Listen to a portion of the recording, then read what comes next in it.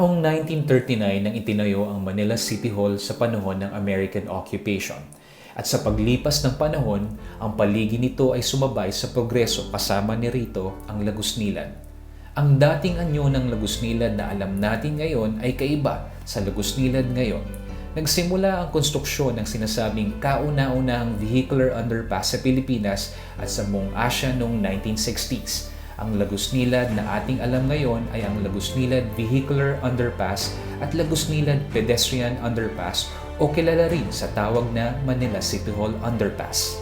Ang Manila Cityhall Underpass ay nagsilbing ligtas na daan na kumokonekta patungo sa makasaysayang Intramuros at ito rin ay nagsisilbing sakayan palabas ng Kamaynilaan at patungo sa makasaysayang Binondo, Divisoria at Quiapo.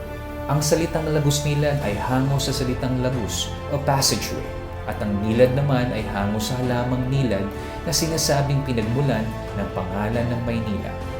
Subalit sa paglipas ng panahon, ang Lagusnilad ay napabayaan at napipugad ng kriminal at illegal vendors. Ito ay nababoy at kinatakutang daanan ng mga mananakay. Pero sa pagdating ng bagong alkalde ng Maynila na si Mayor Isko Dumagoso, ito ay nilinis at inihanda sa makabagong panahon at sumabay sa mga nagagandahang modernong underpass sa Pilipinas at ng iba pang mga bansa sa Asia.